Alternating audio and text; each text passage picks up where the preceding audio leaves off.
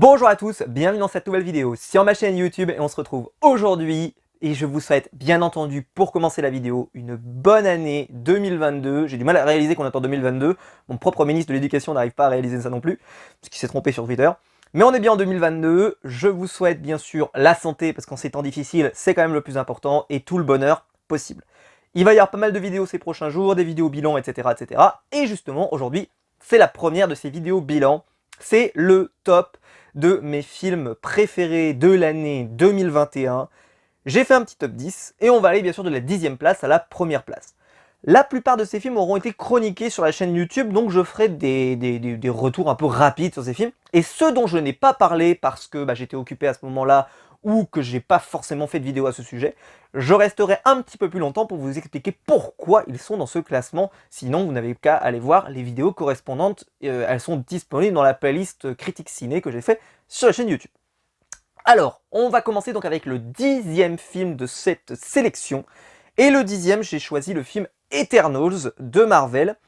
Pour moi, un des grands films de cette année en termes de super-héros, ça a été forcément Eternals. J'ai absolument adoré parce que c'était grand, parce que Ikaris a été un personnage qui a tout de suite pour moi été... En plus, au début, j'étais pas sûr qu'il allait me convaincre et plus on a avancé dans le film, plus il m'a convaincu, en particulier avec son gros retournement vers le milieu du film. Pour pas trop spoiler pour ceux qui n'auraient pas vu le film. Et vraiment c'était très beau, c'était intense, les personnages sont intéressants, les acteurs étaient tous excellents. Certains personnages étaient un peu moins bons, il y avait des personnages qui étaient un petit peu inutiles, comme le comic relief par exemple indien, là, qui était peut-être non nécessaire dans ce film. Je pense qu'on n'avait pas besoin de rajouter plus d'humour que ça, mais des vrais sujets, des sujets intéressants, importants, qui ont été développés. Et clairement, c'est, moi ça a été une petite claque, j'ai passé un excellent moment devant ce film. Et je l'ai recommandé à tous ceux tout le monde en fait. J'ai dit mais Eternals c'est vraiment génial, il faut foncer aller le voir.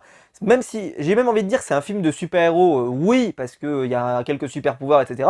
Mais c'est presque un film aussi sociétal un peu parce que ça parle de sujets, ça parle de l'empreinte de l'homme sur la Terre etc. etc. Et tout ça c'était des sujets qui étaient assez peu développés chez Marvel, qui font beaucoup des films quand même on va dire plutôt grand public etc.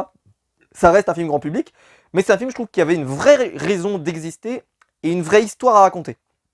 Seul truc qui a fait que j'ai baissé un peu, c'est que j'étais un peu déçu par sa fin, entre guillemets. C'est-à-dire que sa fin, elle était grande, mais par contre, j'ai eu l'impression que c'était pas fini, tu sais, on nous a laissé un petit peu en chemin, et on espère donc qu'il y aura un Eternals 2, en tout cas, ou que ces personnages auront rapidement, on aura des news sur eux, parce que la situation dans laquelle on les a laissés, dans la scène post-générique et dans la scène finale, c'est pas conclu quoi, donc moi j'ai qu'une seule hâte bien sûr, c'est d'avoir plus de nouvelles de cette équipe d'Eternals que j'ai tant aimé.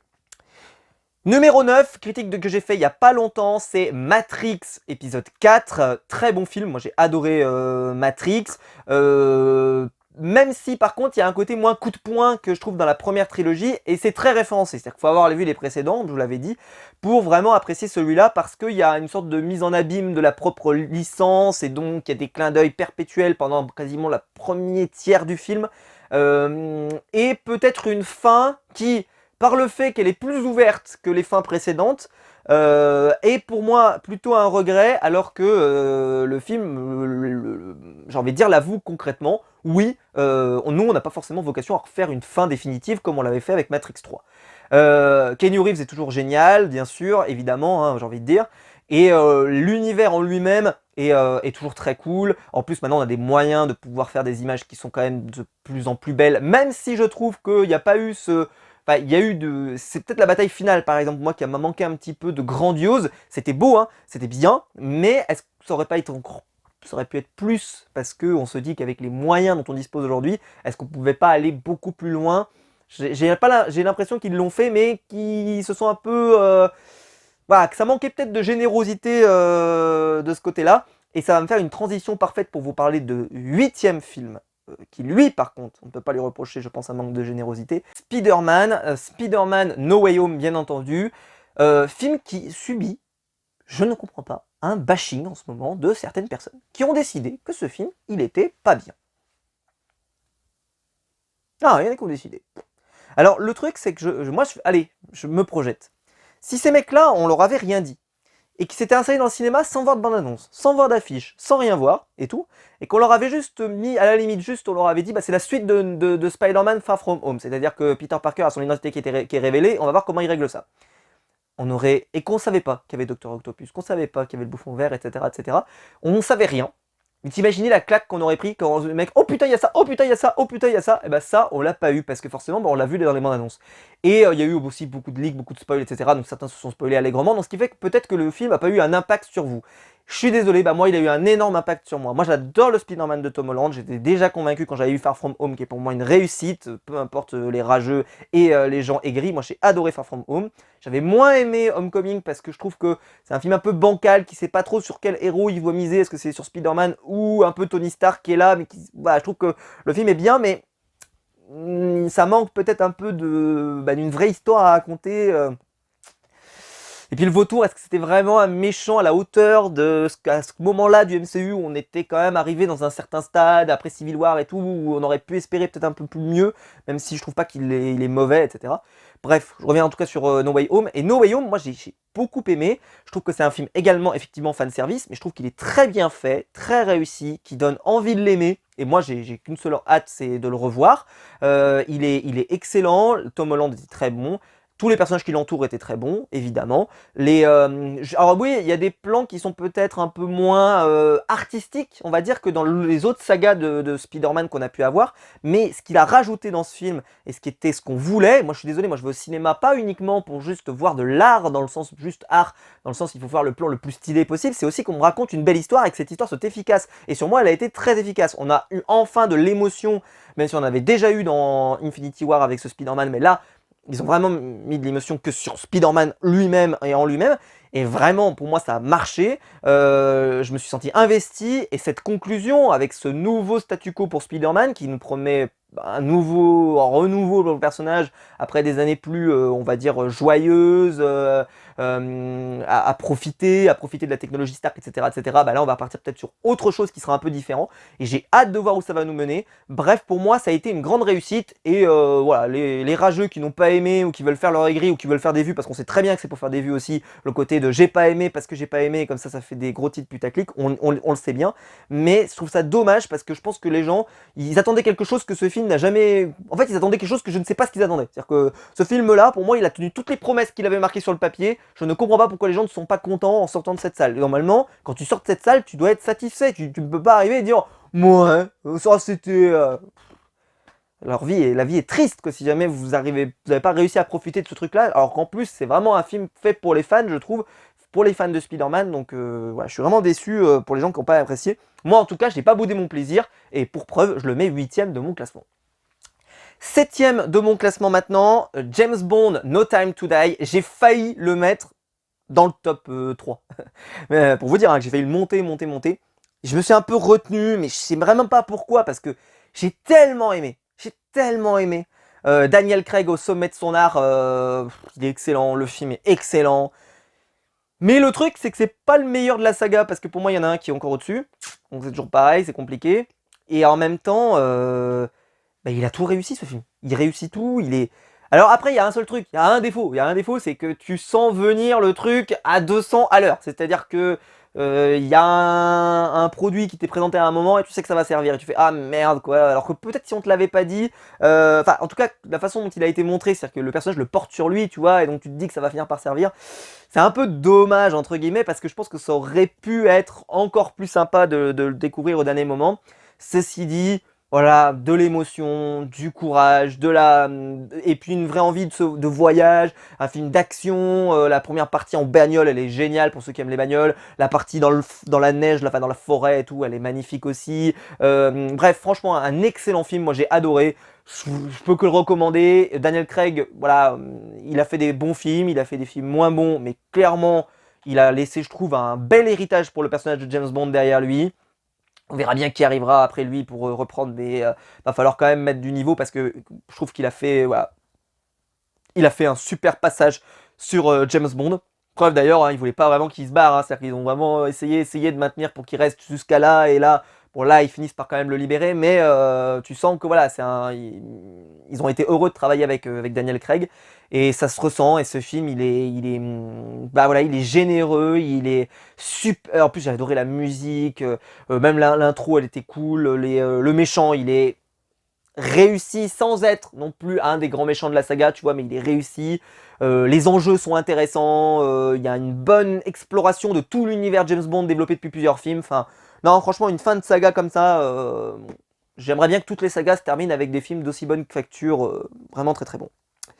Numéro 6, j'ai hésité à le mettre parce que bah, c'est pas vraiment un film de 2021, mais c'est un film de 2021 évidemment. C'est la Snyder Cut Justice League, évidemment, j'ai envie de dire. Film très attendu, je pense par tout le monde ici. Voilà, on était tous là. Alors effectivement, c'est un film en fait de 2017 de mémoire ou 2016, je sais plus, qui a été refait. On a enfin eu la Snyder Cut et moi j'ai pas boudé mon plaisir, j'ai adoré la Snyder Cut. Alors c'était un peu long parce qu'effectivement, si tu te dis que par contre Snyder, Jean-Jacques, comment tu faisais pour que tout rentre dans ton film à la fin? C'est-à-dire que si jamais tu voulais le sortir en cinéma, tu faisais comment pour sortir tout ce qu'il y avait là? C'était pas possible quoi. Il y a un moment ça coince, ça coince, question timing, 4h30 de film, c'est pas possible quoi. Donc malheureusement, voilà, il n'arrive pas à réussir à faire tenir un scénario dans des temps à peu près normaux de films normaux. Il est toujours obligé de déborder, déborder, déborder. Et donc, quand on lui demande de couper, bah après, ça perd du sens, sa pertinence. C'est l'avantage aujourd'hui des plateformes, c'est qu'on a pu, ça a été quand même clairement l'année des plateformes, hein, avec les confinements, les distanciels, tout ce que vous voulez. Bref, coronavirus de mai. Mais voilà, c'était un super moment. Et en plus, le pire, c'est qu'on a vu un film qu'on connaissait déjà, dont on connaissait déjà l'histoire, etc. Et on l'a revu, et on l'a presque redécouvert. C'est-à-dire que c'est comme si on était reparti à zéro. Même si moi, j'étais pas un haters du film de Josh Whedon, eh ben, j'ai eu l'impression de redécouvrir un nouveau film, malgré que c'était un film que j'avais déjà vu, dont je connaissais déjà la conclusion, dont je connaissais déjà toute l'histoire, etc. Et en plus, ce petit passage en bonus qu'on n'avait pas eu avec la Snyder Cut, où là, on va dans le futur d'Apocalypse et tout. Enfin voilà, bref, c'était génial. Je vous le recommande. Évidemment, le futur de Darkseid, tout ça, on n'a qu'une seule hâte, c'est peut-être que ça redémarre. On verra déjà ce que fait le film Flash, évidemment, hein, voilà. Mais ils vont quand même là, c'est dommage parce que c'est pas une conclusion du DCU, quoi. C'est juste une étape normalement pour ce DCU. Mais bah, c'était pesable, quoi. C'était faisable d'avoir un grand film de super-héros. Et c'est tellement dommage de l'avoir charcuté auparavant. Et peut-être. Mais aussi, voilà, je pense que les torts sont partagés parce que Snyder, est-ce qu'il fait vraiment des films qui sont diffusables au cinéma? C'est une vraie question. Et ça, c'est peut-être quelque chose sur lequel il faudrait qu'il travaille. Mais ceci étant dit, si je parle de mon top de mes films préférés et de l'année et que je le mets pas, ça serait pas juste, quoi. Numéro 5, et ben on reste chez le DCEU, j'ai mis Suicide Squad, enfin The Suicide Squad, donc le nouveau Suicide Squad de James Gunn. Ouais, Margot Robbie, génial. John Cena, l'arrivée de John Cena dans le DCEU, il a été excellent, la réalisation au top, un côté gardien de la galaxie, mais pas trop, tu vois, pas un truc non plus à se marrer toutes les 5 minutes comme un gardien, non, ça reste quand même cohérent, on va dire, avec la promesse du DCEU, c'est-à-dire un truc quand même qui veut te raconter quelque chose et un peu plus sérieux, mais en même temps, qui peut se promettre des moments de légèreté, et ce film va se le permettre quand même de façon géniale, des vraies idées de réalisation, des vraies idées de montage aussi, je pense en particulier à Idris Elba qui passe comme ça là, Bloodsport, excusez-moi, qui passe comme ça, qui avance dans le camp et tout, et qu'on voit, et puis John Cena aussi, enfin machin, enfin... Peacemaker dans son personnage, et tous les personnages ont été globalement intéressants, bien travaillés. Margot Robbie, elle est toujours géniale. Peut-être, comme je l'ai dit, un peu dommage que Will Smith soit pas revenu. Moi j'aimais beaucoup Will Smith, vraiment, moi c'est les deux qui survolaient dans le premier film, c'était Will Smith et Margot Robbie, et j'aurais pourquoi pas bien aimé que Will Smith revienne dans ce film là, mais honnêtement Idris Elba a fait vraiment le café, le boulot pour être à la hauteur tout à fait de l'événement. Le film il est généreux, en fait c'est l'année de la générosité pour moi au cinéma, mais celui-là il est vraiment généreux, il est cool. Quand tu passes devant, je pense que tu t'ennuies pas, tu te dis pas ah merde putain j'ai vu le dernier machin, c'était vraiment pas terrible. Je pense pas, je pense qu'honnêtement vous vous êtes régalé et c'était l'objectif, et clairement moi j'ai passé un excellent moment devant The Suicide Squad. Et puis ça m'a redonné l'envie de revoir cet univers un peu de la Suicide Squad, parce qu'on va pas se mentir, la Harley Quinn, quand j'avais vu Birds of Prey, j'avais pas j'avais pas tant aimé que ce que j'aurais voulu aimer, parce qu'il y a des personnages que j'aimais beaucoup et qui ont pour moi pas donné ce qu'ils auraient dû donner, comme la Huntress par exemple. Et donc j'étais un peu inquiet de l'avenir, un peu de ce qu'on pourra faire de Margot Robbie. Et là, pour moi, elle a remis vraiment les pendules à l'heure avec ce film en disant je suis faite pour interpréter Harley Quinn et que si on m'utilise vraiment de la bonne des manières, je peux faire quelque chose d'exceptionnel. Et là-dessus, franchement, la promesse a été plus que tenue. Numéro 4, film dont j'ai parlé également sur la chaîne, dont je suis assez déçu de la critique que j'ai fait parce que j'ai fait beaucoup d'erreurs, etc., etc. Bon, ça c'est le problème de prendre des notes un peu comme on peut et de pas forcément toujours voilà, avoir des notes parce qu'on est au cinéma donc on prend des notes assez vite. C'est le film Dune, film qui m'a mis une grosse claque en termes de réalisation, en termes de gigantisme, en termes de boum, qu'est-ce qui se passe mon grand. On a hâte de voir la partie 2, en tout cas on l'espère qu'on l'aura, mais je crois qu'elle a été confirmée, hein, il me semble. Le film a été plutôt un succès, mais quand même pas autant que ce qu'on aurait pu espérer par rapport aux moyens qui ont été mis à la disposition des studios. Mais voilà, une histoire interplanétaire, intergalactique, un pur Star Wars, mais d'un truc qui a été fait avant Star Wars, mais qui arrive après. Et qui en retire, on pourrait dire, tout le meilleur un peu de tout ce que la culture populaire aime voir dans ses films, mais avec exigence, de la politique, de la géopolitique, de l'astropolitique, ça se dit ou pas de la politique interplanétaire, voilà, de l'intensité, mais aussi juste ce sentiment que tu es en train de regarder une œuvre grande, tu vois. Et ça me rappelle des œuvres, alors attention, c'est pas du tout le même niveau de qualité, mais par exemple, quand tu regardes Le Seigneur des Anneaux, quand tu regardes certains plans, Peter Jackson, tu as vraiment le sentiment qu'il est en train de te présenter une fresque incroyable. Et ben là, c'est à peu près pareil. Quand tu vas par exemple dans le désert et que tu vois des paysages juste incroyables et qui te montrent le gigantisme de quelque chose, c'est rare que j'arrive à ressentir ça. J'avais pas ressenti ça depuis peut-être un film comme 2012, tu vois, des films comme ça, où tu ressentais le gigantisme d'un truc juste par un plan, un moment, waouh, enfin non, magnifique, très bon, très bon film. J'ai hâte de voir le prochain et on espère en tout cas qu'il sera aussi bien et qu'il conclura cette promesse quand même de découvrir plus de choses sur cette dynastie, l'avenir de cette dynastie, voilà. Et puis en plus, je sais qu'il y a beaucoup de livres, etc. Donc peut-être qu'on peut avoir un long passage sur cette saga si elle prend et qu'elle devient une saga un peu culte. Donc en tout cas, on l'espère et on y croit. Et en tout cas, moi perso, j'ai hâte de voir la suite. Numéro 3, Kaamelott. J'ai hésité à le mettre premier. J'ai hésité à le mettre premier. Je le dis parce que, oui, c'est le film de l'année. Évidemment, c'est le film de l'année. Évidemment. Mais de très très loin. Mais à des années-lumière. Ça fait 12 ans que je l'attends. 15 ans, je sais même plus. 12 ans, c'est ça 10 ans 12 ans. Et depuis la fin de Kaamelott, mais même depuis Kaamelott, depuis toujours. Et là, revoir Kaamelott, ma religion Kaamelott. Moi, quand ça s'est produit, mais j'étais comme un gamin. Et je pourrais faire le même lien avec Spider-Man. C'est que, évidemment, c'est un film qui est fanservice, donc qui est généreux. Comme le Spider-Man est fanservice et généreux. Ce film-là, il a un échec pour moi, c'est sur le jeu de Perceval, je vous l'avais dit, et le travail sur le personnage de Lancelot. C'est pour ça que je ne le mets pas numéro 1, parce qu'il a deux défauts. Lancelot, j'ai trouvé vraiment raté, en tout cas pas ce qu'on pouvait en attendre, et même en fanservice, ça ne fonctionne pas, ça ne passe pas, il n'y a rien qui est passé chez moi. Et le jeu du Pays de Galles, voilà, j'espérais qu'un jeu du Pays de Galles, ça serait vraiment cool, et en réalité, là, c'était... pour moi, pas du tout. Même si je sais qu'il y a beaucoup de gens qui ont aimé d'ailleurs, parce que beaucoup de gens m'avaient dit dans ma critique qu'eux, ils avaient adoré ce passage, pour dire que voilà, tous les goûts sont dans la nature. Mais moi, c'est vrai que ce passage-là, j'ai tellement aimé les jeux du Pays de Galles d'habitude, d'ordinaire, avec les jeux de dés, de cartes, tout ce que tu veux, et le cul de chouette, machin.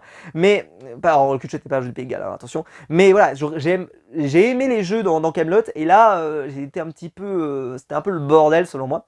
Mais au-delà de ça, c'est grandiose, c'est magnifique, c'est magique, c'est émouvant, c'est drôle, c'est épique, c'est historique, c'est tout ce que tu veux. Alexandre Astier au sommet de sa forme, il est génial. Le retour de Christian Clavier, que moi j'étais super content de revoir parce que j'adore Christian Clavier dans la saga de Kaamelott. Même Alain Chabat, incroyable Alain Chabat, quel génie de le revoir. Géraldine Nakache qui est toujours divinement extraordinaire. Le retour de Perceval, de Caradoc, du Tavernier, de tout. Non, mais après, il faut être fan de Kaamelott évidemment, c'est-à-dire que si jamais vous êtes passé à côté, que ça vous plaît pas, etc., peut-être que vous réussissez pas à y rentrer, c'est possible. Mais moi, qui suis un fan hardcore de Kaamelott et qui estime que c'est une œuvre majeure de notre siècle, quoi, je vais jusqu'à là. En tout cas en France, je veux dire. Hein. C'est absolument magnifique et bah, j'ai qu'une seule hâte maintenant, moi, c'est de voir le second volet, le troisième volet et de réinstaller au cinéma. Surtout que le film en plus a pris le Covid en plein fouet, puisqu'on se souvient, ils ont installé le pass sanitaire juste au moment de la sortie de Kaamelott, donc vraiment tout pour lui casser les pattes à ce film. Et il a quand même réussi à trouver son public et je suis très très content. Je veux dire, il y a que Spider-Man qui est venu le chercher, c'est quand même, quelque chose. Je me demande d'ailleurs si dans les tuches n'ont pas réussi, je crois pas, je sais pas. Je suis pas allé voir les tuches moi, donc je sais pas, j'ai pas vérifié. Mais en tout cas, je sais que Kaamelott a vraiment fait un bon score et en tout cas, on espère qu'on aura vite la suite parce que moi j'ai qu'une seule hâte c'est de la voir. Et puis voilà, non, c'était génial. C'était génial. Et je m'en fous, rageux pas rageux, machin, etc. Si vous aimez le film, bah, tant mieux. Si vous n'avez pas aimé, eh ben, écoutez, laissez-nous kiffer, j'ai envie de dire. Mais moi, en tout cas, j'ai pas regretté une seule seconde de ma minute, de seconde, d'instant, de millième de seconde de place dans ce cinéma. J'ai même acheté le Blu-ray. Je vais me le refaire là très prochainement pour pouvoir me le remater une nouvelle fois. Et je pense que ça va être un film que je vais me mater 2 fois par an pendant des années, jusqu'à la sortie de l'épisode 2. Et après, je me ferai des nuits avec les 2 d'un coup, comme je me suis fait avec le Seigneur des Anneaux. Et après, avec la trilogie, je me ferai des journées avec les 3 d'un coup, etc., etc. Là, pendant ces vacances, je me suis refait pas mal d'épisodes de Kaamelott, juste pour le plaisir. C'est une œuvre majeure, ce film m'a pas déçu, et pourtant il aurait pu décevoir parce que clairement la hype était indescriptible, bien plus que n'importe quel Spider-Man, n'importe quel film incroyable qui pouvait sortir au cinéma. Bref, une 3e place amplement méritée, mais en vrai, dans ma tête, il pourrait être premier, que ça serait pas du tout... C'est juste que vu qu'il a... Le film numéro 1 n'a pas de défaut, et le film numéro 2 a un défaut, tout petit, hein, et donc voilà, c'est pour ça que je l'ai mis 3e, mais franchement, j'ai eu du mal à départager.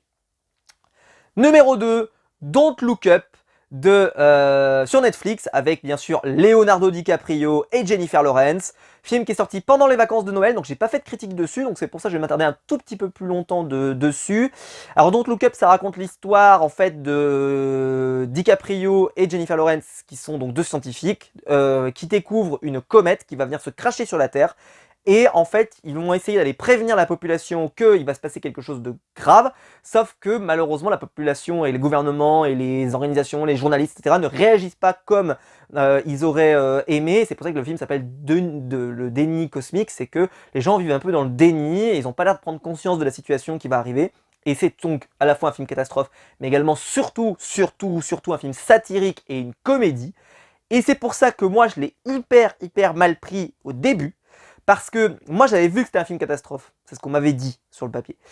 Et quand je me suis installé, je me suis dit mais merde, c'est pas 2012 quoi. Et moi vous le savez, j'ai même fait une vidéo sur 2012, tellement j'aime ce film, parce que pour moi c'est la quintessence maximale du film catastrophe, le film qui est grandiose, etc., pour te donner le sentiment d'urgence, etc. Et dans 2012, ils prennent vraiment la prise en compte très rapide de ce qui va se passer, etc., etc. Et je trouve qu'il y a la description de ce qui se passe derrière avec les gouvernants, etc., etc., etc., et ben, est beaucoup plus intéressante que ce qu'il y a eu dans ce film-là. Mais parce qu'en fait, là, ce n'est pas le but. Le but, c'est pas d'avoir un président ou une présidente, justement, qui est une présidente qui serait consciente de ce qui se passe, etc., etc. Non, c'est censé être une comédie. Et donc, eh ben, ça a super bien marché sur moi parce que je les ai trouvés exaspérants, ces personnages. Alors, pas DiCaprio et Jennifer Lawrence, eux, je leur en veux pas. Mais le reste du casting, en fait, j'avais envie de les assassiner. Et c'est là que j'ai fini par comprendre, en fait, à peu près quand j'avais passé la première demi-heure de film, qu'en fait le film marchait extrêmement bien sur moi. Mais il marche très bien, mais c'est pas normal que ça me produise cet effet-là. C'est-à-dire que j'ai haï cette présidente des États-Unis d'une manière, mais vous imaginez pas, j'avais envie de lui jeter des cailloux.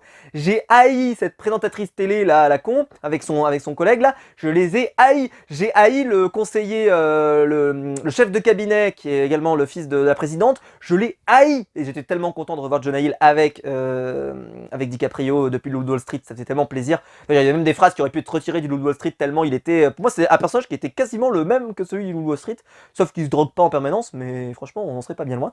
Parce qu'il parle beaucoup d'économie, il parle beaucoup de... Voilà, c'est très intéressant. Et le film est grandiose là-dessus, parce que l'impact qu'il a eu sur moi, l'effet qu'il a eu sur moi, mais à m'énerver, à me rendre dingue, à me dire mais c'est pas possible, ils sont teubés, ils sont demeurés et tout. mais pas teubé, tu vois, comme dans une comédie à la Camelot où vraiment les gens sont teubés, des fois un peu bêtes, etc. Mais c'est fait pour être humoristiquement. Là c'est vrai, mon fait pour être satirique. C'est-à-dire que il t'épuise, il t'énerve, pas ils te font rire, il t'énerve et par ton énervement, tu vas finir par te dire mais c'est pas possible, putain, y a rien qui va quoi. Et pareil, le mec qui travaille pour une, alors je sais plus, mais il travaille pour une société, et on pourrait dire un peu, ce serait le Elon Musk, on pourrait être dans cette réalité-là, qui a décidé d'amener cette nouvelle technologie. Mais j'ai eu envie de le baffer du début à la fin. Mais même à la fin, j'avais envie de l'étriper, de l'étrangler. C'était pas possible. Et bah franchement, mais quelle efficacité. Un personnage extrêmement bien écrit parce que s'il m'a autant énervé, c'est que la mission est accomplie. Parce que j'ai... c'était incroyable. Là, franchement, magnifique. Superbe réalisation. En plus, à la fin, voilà, c'est quand même un film catastrophe, donc il y a quand même un petit peu de spectaculaire, mais ça arrive très tard. C'est pas du tout comme 2012 justement. Et puis non, et puis c'était cool. Mais voilà, si vous aimez les films catastrophes, moi je vous conseille plutôt 2012, pas celui-là parce que c'est pas le but de ce film-là. C'est vraiment pour les gens qui aiment les films satiriques, c'est-à-dire un peu à la alors j'allais dire OSS 117, mais c'est pas vraiment OSS 117 parce que c'est pas la même chose, il n'y a pas ce même humour, tu vois. Mais où tu as une situation comme ça et tu vas vraiment la détourner, en faire une sorte de presque une parodie parce que le fait que tu exagères le trait de quelque chose, et ben là la présidente on exagère son trait au maximum, pareil pour son conseiller, pareil pour les journalistes, etc. etc. Mais franchement, ouais, excellent. Moi j'ai adoré, ou même les publicitaires aussi qui sont géniaux dans le film. Franchement, tout le monde est à son top. Jennifer Lawrence, j'en ai pas parlé, mais elle est exceptionnelle, géniale, et elle est magnifique, sublime, incroyable, elle joue super bien, qu'est-ce que tu veux lui dire. Et DiCaprio, qui une nouvelle fois te fait des prestations où tu peux dire il est oscarisé. De toute façon, moi, le truc qui est un peu improbable avec DiCaprio, c'est que je lui aurais donné un Oscar pour tous les films, sauf le film où il a eu l'Oscar. Improbable, hein. C'est-à-dire que The Revenant, je lui donnais pas l'Oscar. Et pour tous les autres, le Loup de Wall Street, Titanic, qu'est-ce que je pourrais lui donner pour d'autres, Attrape-moi si tu peux, je lui aurais donné l'Oscar tous les jours pour celui-là, etc., etc. Enfin, tu vois, tu donnerais l'Oscar pour tous les films dans lesquels il était, sauf celui où il a été. Donc là, je sais pas si d'ailleurs il sera proposé pour la sélection des Oscars. En tout cas, j'espère parce que franchement, il était une nouvelle fois, il fait une masterclass et DiCaprio, bravo quoi.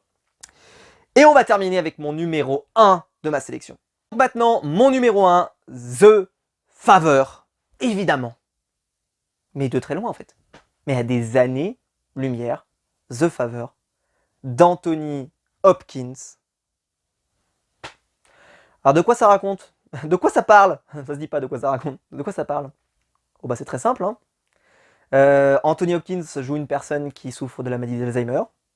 Et nous allons suivre sa perte un peu de repères uniquement de son point de vue et jamais du point de vue des personnes qui sont autour de lui. Ce qui fait que n'importe quel élément que tu prendras pour étant stable et de réalité peut s'effondrer à n'importe quel moment, c'est-à-dire qu'une femme, qui peut être sa fille, peut te dire que lui c'est son mari et 3 minutes plus loin, son mari a changé, ou elle a plus de mari, ou elle va déménager, ou elle va pas déménager, etc., etc.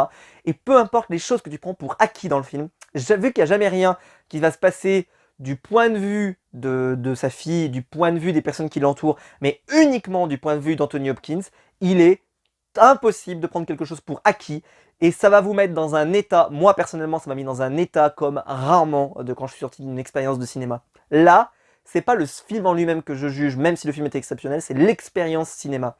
On va pour moi au cinéma pour vivre des expériences. Et quand je vous ai parlé de tous les films qui ont été là, ça a été des expériences. Dune, ça a été une expérience. Don't Look Up, ça a été une expérience, même si je suis pas allé au cinéma pour le voir, mais un film, voilà, c'est censé être représenter une expérience. Suicide Squad, c'est bien sûr, ça a été une expérience. Camelot, une expérience de ma vie. Spider-Man, évidemment, le James Bond, évidemment, etc., etc. Tous les films que j'ai mis dans cette sélection ont été des expériences. Matrix, évidemment, également. Et celui-là, c'est l'expérience ultime, c'est l'expérience au-dessus de l'expérience, de l'expérience, de l'expérience. Tu ne ressors pas indemne, tu ressors avec une réflexion sur quelque chose qu'on t'a montré. J'avais jamais vu la maladie d'Alzheimer présentée d'une telle manière. C'est un bijou grandiose, incroyable, l'un des plus grands films que j'ai vu de ma vie et j'ai pas honte de le dire. Anthony Hopkins a fait la masterclass de sa vie et pourtant il en a fait tellement que tu te dis que peut-être que c'est trop pour lui pour dire ça, mais je sais qu'il a été oscarisé pour ça et c'est mérité et heureusement qu'il l'a eu tellement, tellement, tellement. Pour moi, il était au sommet du monde dans ce film et bravo, bravo, bravo à lui parce que il a réussi à sublimer, tout le rôle repose sur lui, sur la réalisation, une réalisation parfaite, millimétrée, incroyable, parfaite pour te perdre, te paumer, te reprendre par la main, te repaumer, te reprendre, te perdre, te ramener, etc. Quelle fabuleux film, une conclusion extraordinaire, un plan de fin qui peut te laisser presque à pleurer tellement c'était beau. C'est un film qui vous laissera pas indemne, je pense, parce que c'est un film qui est exigeant, mais qui en même temps va vous mettre une bonne claque. En tout cas, moi, ça a été mon cas. Et en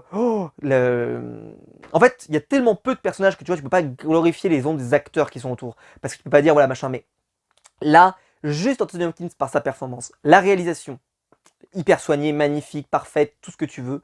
Et bien rien qu'avec ça, en fait, c'était déjà, le boulot était fait, quoi. Et il restait plus qu'à rajouter de l'émotion, travailler bien sur les situations et en faire vraiment un film qui, si jamais vous avez connu des gens dans votre entourage qui ont été malades de quelque chose, pas forcément la maladie d'Alzheimer, n'importe quelle autre maladie, et que tu sens ce sentiment d'impuissance qu'il peut y avoir et que là, ça te fait ressentir ça, mais j'étais à deux doigts de pleurer à la fin du film, tellement c'était bien fait. Franchement, quand le cinéma arrive à te procurer ça, c'est qu'on est face à un chef-d'œuvre. Et pour moi, je ne sais pas ce que les autres critiques ciné, parce que j'ai pas vu leur top, vont mettre en numéro 1. Mais pour moi, tout autre numéro 1, voilà, pour moi c'est... Mais j'ai pas vu tout en fait, le truc c'est que j'ai pas tout vu. Donc forcément tu pourrais me dire, mais tout de ce que j'ai vu, c'était une évidence que c'était mon numéro 1. Et j'espère qu'il sera dans de nombreux classements, parce que je pense que c'est un film qu'il faut avoir découvert. Allez le voir si vous ne l'avez pas vu. Je sais qu'il est disponible en Blu-ray désormais, je crois. Et puis il est disponible sur les plateformes, etc. Donc allez-y, régalez-vous, profitez-en, parce que clairement, c'est un film à voir. C'est un film qui ne vous laissera pas indifférent. En tout cas, j'en suis convaincu. Et Anthony Hopkins, lui, t'as imaginé dans mon top 3, j'ai quand même Alexandre Astier, DiCaprio et Anthony Hopkins, quoi. Tu vois, juste au calme comme ça, là. Oh, ça fait... Quelle incroyable maestria. Bref, une année 2021, question ciné, j'ai pas pu parler de tout. Il y avait plein d'autres films que j'aurais pu vous parler. J'aurais pu vous parler de Last Duel, par exemple. J'ai hésité à le mettre. J'ai hésité avec Eternal. J'ai hésité, mais je me suis dit, il faut quand même que je laisse ma sélection comme je l'avais prévu. Mais franchement, il y a eu tellement de bons films cette année que clairement, il y avait du choix. On va dire en tout cas dans les gros films, parce que je suppose qu'il y a aussi plein de choses qui sont sorties dans les petits films, dans les petits endroits, etc. Donc clairement, n'hésitez pas à aller découvrir tout ça. Le cinéma, c'est pas que les gros films, même si moi je vous ai parlé beaucoup de gros films aujourd'hui, même si The Favor, on peut se demander si c'est un gros film, mais bon, peu importe, en tout cas, c'est un film majeur de cette année. Mais en tout cas, dites-moi, vous, votre top 5 ou votre top 10 des films de l'année 2021. J'espère que la vidéo vous aura plu. Si c'est le cas, vous pouvez la liker, vous pouvez vous abonner, vous pouvez la partager sur les réseaux sociaux. Il y a le bouton rejoindre juste en dessous pour donner mon soutien et je vous en remercie. Et quant à nous, on se retrouve très vite pour une nouvelle vidéo sur ma chaîne YouTube. Ciao!